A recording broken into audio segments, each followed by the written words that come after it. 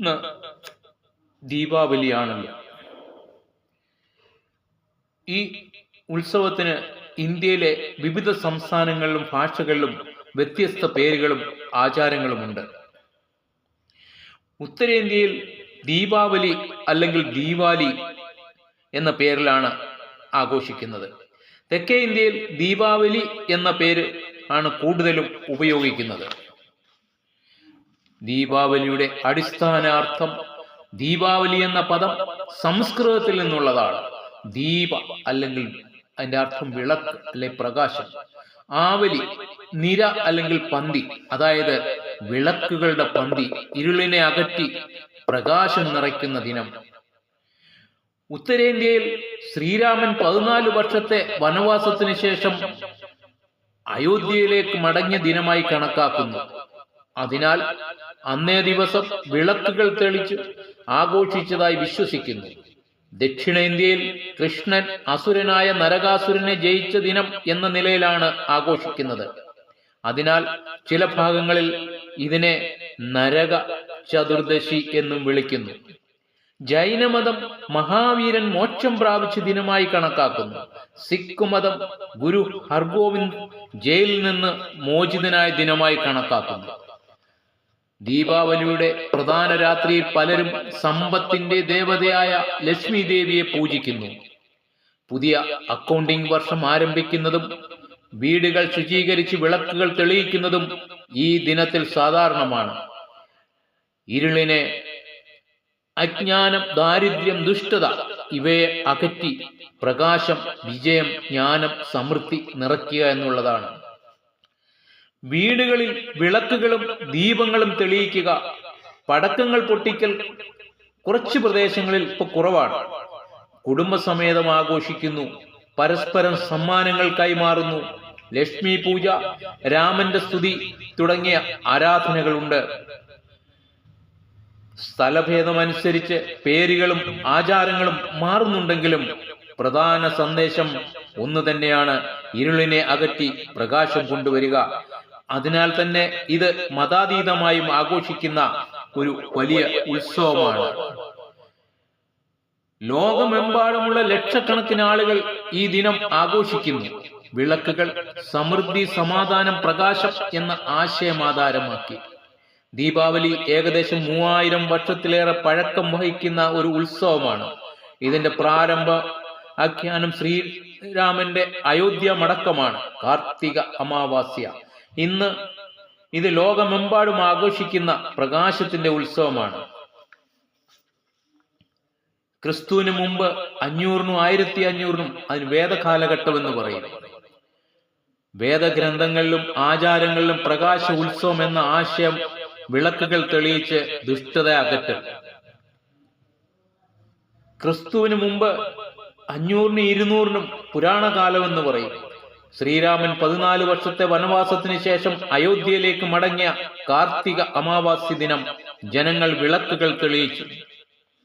ക്രിസ്തുവിന് മുമ്പ് 1-ാം നൂറ്റാണ്ട് സ്കന്ദപുരാണം, പത്മപുരാണം തുടങ്ങിയ പുരാണങ്ങളിൽ വിളക്കുത്സവങ്ങളുടെ പരാമർശങ്ങളുണ്ട്.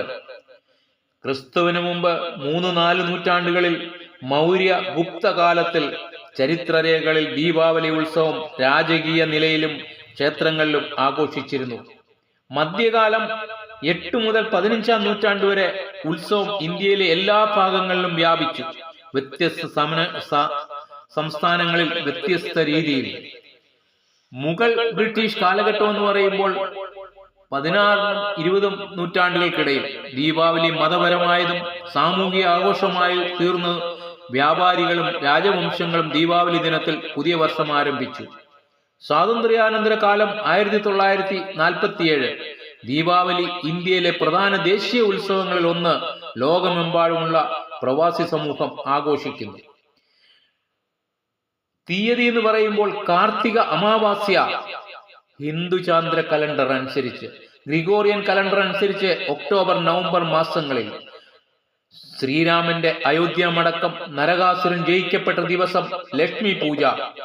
അതിനാൽ ദീപാവലിയുടെ ഒരൊറ്റ ആരംഭ വർഷമില്ല, മറിച്ച് ആയിരക്കണക്കിന് വർഷങ്ങൾക്ക് മുമ്പ് മുതൽ വളർന്ന പാരമ്പര്യമാണ്. ദീപാവലി ആരംഭിച്ചത് ഒരു സ്ഥിരമായ വർഷത്തിലല്ല. അത് വേദകാലഘട്ടത്തിൽ നിന്നുള്ള ആയിരക്കണക്കിന് വർഷങ്ങളുടെ മത സാംസ്കാരിക പാരമ്പര്യത്തിൽ നിന്നാണ് വളർന്നത്. പ്രധാനമായ പ്രാരംഭം ശ്രീരാമന്റെ അയോധ്യ മടക്കം കാർത്തിക അമാവാസ്യ. ഓരോ വർഷവും ദീപാവലി ഒക്ടോബർ നവംബർ മാസങ്ങളിലാണ്. ചുരുക്കി പറഞ്ഞാൽ ദീപാവലി ആഘോഷം ആരംഭിച്ചത് വേദകാലഘട്ടത്തിൽ നിന്നുള്ള ആയിരക്കണക്കിന് വർഷങ്ങൾക്ക് മുമ്പ് കാർത്തിക അമാവാസ്യയിലായിരുന്നു. ദീപാവലി ഉത്സവത്തിന് നിശ്ചിത ആരംഭ വർഷം എന്ന് പറയാൻ പറ്റില്ല. കാരണം ഇത് ആയിരക്കണക്കിന് വർഷങ്ങളായി ഭാരതീയ പാരമ്പര്യത്തിലും മത ചരിത്രത്തിലും വളർന്നു വന്നതാണ്. എന്നിരുന്നാലും ഇതിന്റെ ചരിത്രപരമായ ഉറവിടം നമുക്ക് വളരെ വ്യക്തമായ രീതിയിൽ കാണാം. പ്രാചീന വേദങ്ങളിലേക്കും പുരാണങ്ങളിലേക്കും പോകുമ്പോൾ പ്രകാശത്തിന്റെ ഉത്സവം എന്ന ആശയം ഇതിനകം ഉണ്ടായിരുന്നു. വിളക്കുകൾ തെളിയിച്ച് ഇരുളിനെ അകറ്റി ശുഭദിനങ്ങൾ ആചരിക്കുന്ന പതിവ് കൃഷിയുമായി ബന്ധപ്പെട്ട വിളവെടുപ്പ് ഉത്സവമായും ആഘോഷിക്കുന്നു. ഇത് തന്നെയാണ് പിന്നീട് ദീപാവലിയായി മാറിയത്. ശ്രീരാമൻ 14 വർഷത്തെ വനവാസത്തിന് ശേഷം അയോധ്യയിലേക്ക് മടങ്ങിയ ദിവസം കാർത്തിക മാസത്തിലെ അമാവാസ്യയായിരുന്നു. ആ സന്തോഷത്തിൽ ജനങ്ങൾ വിളക്കുകൾ തെളിയിച്ച് ഇതുതന്നെയാണ് ദീപാവലിയുടെ പ്രാരംഭവുമെന്ന് ഹിന്ദുമത പാരമ്പര്യം പറയുന്നു. കാർത്തിക മാസം ഹിന്ദു കലണ്ടർ അനുസരിച്ച്, ഗ്രിഗോറിയൻ കലണ്ടറിൽ സാധാരണ ഒക്ടോബർ നവംബർ മാസം. കാർത്തിക അമാവാസ്യ രാത്രിയിൽ, അതായത് ദീപാവലി ഒരു സ്ഥിരമായ തീയതിയല്ല, ഓരോ വർഷവും ഹിന്ദുചാന്ദ്ര കലണ്ടർ അനുസരിച്ച് മാറും. ദീപാവലിയെക്കുറിച്ചുള്ള ആദ്യ ലിഖിത രേഖകൾ ക്രിസ്തുവിന് മുമ്പ് 1-ാം നൂറ്റാണ്ടിൽ കാണാം. സ്കന്ദപുരാണം, പത്മപുരാണം, വാൽമീകി രാമായണം എന്നിവയിൽ ദീപാവലി പോലുള്ള വിളക്ക് ഉത്സവങ്ങൾക്കുള്ള പരാമർശങ്ങൾക്കുണ്ട്. പിന്നീട് മൗര്യഗുപ്ത കാലഘട്ടത്തിലും ക്രിസ്തുവിന് മുമ്പ് 3-4 നൂറ്റാണ്ട് ഈ ഉത്സവത്തിന്റെ രേഖകൾ നമുക്ക് കാണാം. അതിനാൽ ദീപാവലി 2000 വർഷത്തിലധികം പഴക്കമുള്ള ഉത്സവമാണെന്ന് ചരിത്രം സൂചിപ്പിക്കുന്നു. ഈ ഉത്സവത്തിന്റെ ഉത്ഭവം ഇന്ത്യയാണ്. ഹിന്ദു, ജൈന, സിഖ്, ചില ബൗദ്ധ വിഭാഗങ്ങൾ എല്ലാവരും വ്യത്യസ്ത അർത്ഥങ്ങളിൽ ആഘോഷിക്കുന്നു. വീടുകൾ അലങ്കരിക്കൽ, വിളക്കുകൾ തെളിയിക്കൽ, ലക്ഷ്മി പൂജ, പടക്കങ്ങൾ, കുടുംബ സംഗമം. നേപ്പാളിൽ തിഹാർ എന്ന പേരിലാണ് ദീപാവലി, ഇവിടെ തിഹാർ എന്ന പേരിലാണ് അറിയപ്പെടുന്നത്. വിളക്കുകൾ തെളിയിക്കുന്നു, വീടുകൾ അലങ്കരിക്കുന്നു, നായ്ക്കളെയും പശുക്കളെയും ആരാധിക്കുന്ന പ്രത്യേക ദിവസങ്ങളുമുണ്ട്.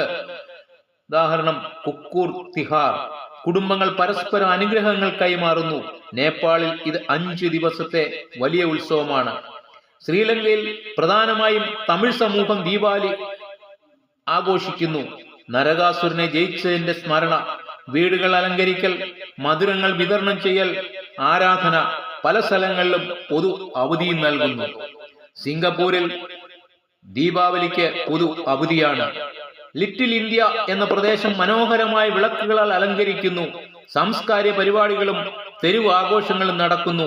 ഹിന്ദു ക്ഷേത്രങ്ങളിൽ വലിയ പൂജകൾ നടക്കുന്നു. മലേഷ്യയിലാണെങ്കിൽ ഇവിടെ ഹിന്ദു സമൂഹത്തിന് ദീപാവലി ദേശീയ പൊതു അവധിയാണ്. ക്ഷേത്രങ്ങളിൽ പ്രത്യേക പൂജകൾ, വിളക്കുകൾ തെളിയിക്കൽ, കുടുംബ സംഗമങ്ങൾ. സർക്കാർ തലത്തിൽ തന്നെ ഔദ്യോഗിക സന്ദേശങ്ങൾ ഉണ്ടാകും. ഇന്തോനേഷ്യയിൽ ഹിന്ദു ജനസംഖ്യ കൂടുതലുള്ള ബാലി ദ്വീപിലാണ് ദീപാവലി പ്രധാനമായി ആഘോഷിക്കുന്നത്. ക്ഷേത്രങ്ങളിൽ വിളക്കുകൾ തെളിയിക്കൽ, സാംസ്കാരിക നൃത്തങ്ങൾ. ഫിജിയിൽ ദീപാവലി പൊതു അവധിയാണ്. ഇന്ത്യൻ വംശനായ വലിയ ജനസംഖ്യ ഈ ദിനം ആഘോഷിക്കുന്നു.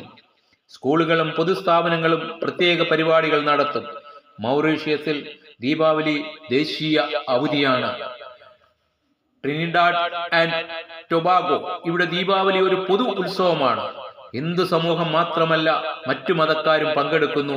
വൻ പൊതു പ്രദർശനങ്ങളും സാംസ്കാരിക പരിപാടികളുമാണ് ഇവിടെ നടക്കുന്നത്.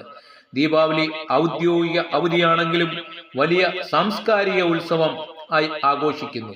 ക്ഷേത്രങ്ങളിലും കമ്മ്യൂണിറ്റി ഹാളുകളിലും ആഘോഷങ്ങൾ നടത്തുന്നു. ചില സ്ഥലങ്ങളിൽ, ഉദാഹരണം ലണ്ടൻ, ന്യൂയോർക്ക്, പൊതു ദീപാവലി മേള സംഘടിപ്പിക്കുന്നു.